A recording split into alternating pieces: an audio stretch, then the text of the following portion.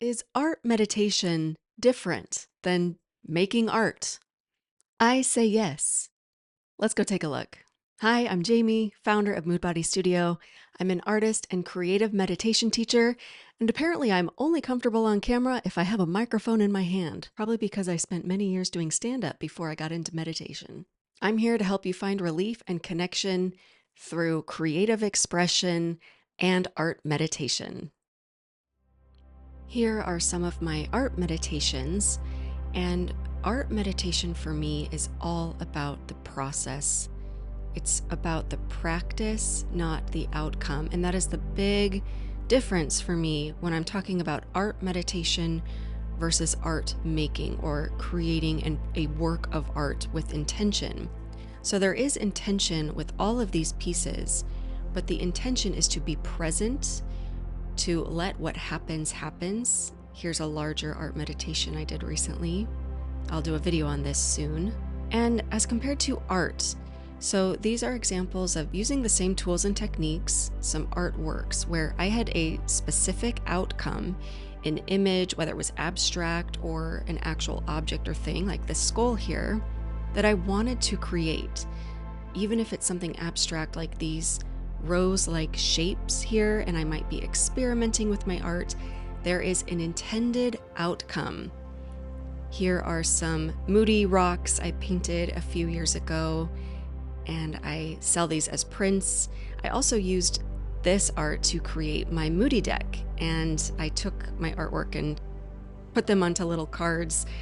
Each of these have a reading to go with it, but I just wanted to get the point across that this art was created with the outcome in mind. And yes, I can drop into a meditative state while I'm creating art, but when I'm doing an art meditation, as I'm doing one live with you right now here, the process itself is the goal. So I know when you create art, you can get into that flow state, that meditative state.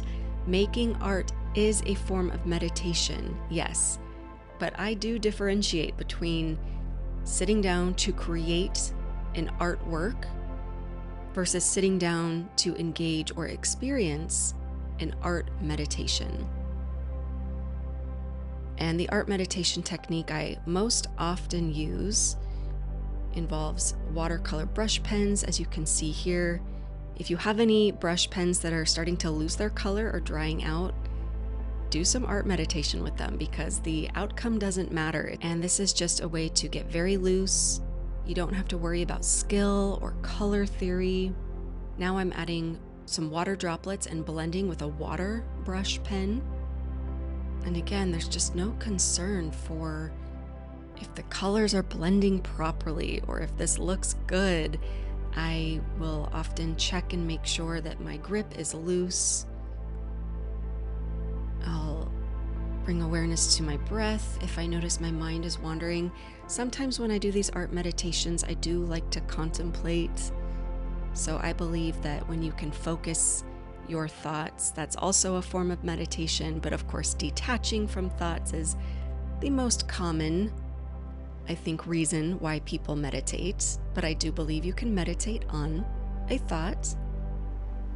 You can meditate on a mantra. I'm sure you've heard that. People will meditate on a word or a phrase.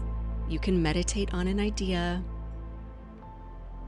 Or I'm just in silence and connected to my breath, connected to the sensations. So I think the reason I'm talking through all of this with you is I just feel really strongly that meditation can take many forms.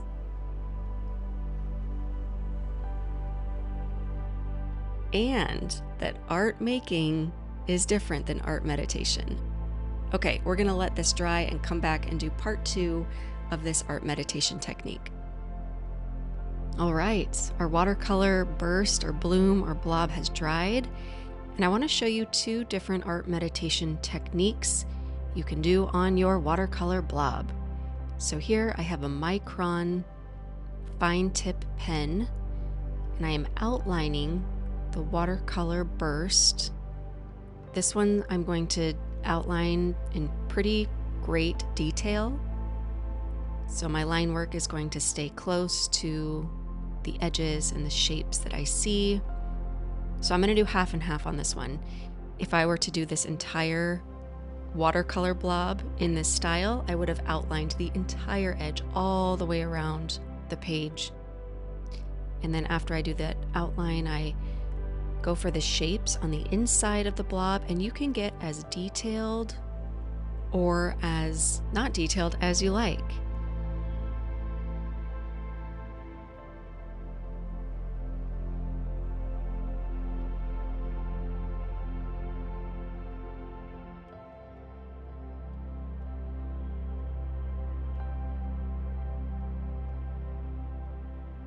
As I'm thinking about the difference between making a work of art and engaging in an art meditation experience, I was thinking about a couple different metaphors, I guess, or where is this similar in other areas?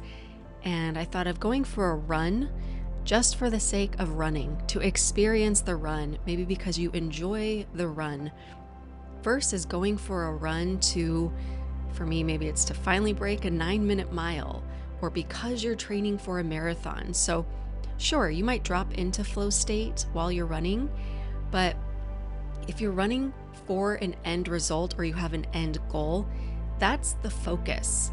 Versus if you're just running for the experience of running, you are more likely to enjoy the process of running. And I know that's not always true. It's just, for me, it's a very close metaphor. There's a difference between going for a run and being outside and connected with my surroundings and really paying attention to what's happening inside my body and getting into that meditative state. This is the second version of the art meditation with the watercolor blob. So for this one, for this version, you can take a marker. I like to use a good old Sharpie and loosely outline the edges. My grip is very loose here. And then you can see as I draw lines on the inside of the watercolor burst, I'm more flowy and abstract. I'm not necessarily outlining or following the shapes that I see. And this is nice if you want to untangle your thoughts. Maybe if you have been busier, this might be how I end my day, where the other meditation style might be one to start my day. Or if I have more time, I'll do the other version. This is great for if you have less time, if you just have a few minutes. So I had sped up the first part when I showed you that the more detailed outline work. This is not sped up. This is happening in real time. So very quick, very loose, expressive. When I do this style, I really get connected to what I'm feeling on the page. It's more abstract, as you can see.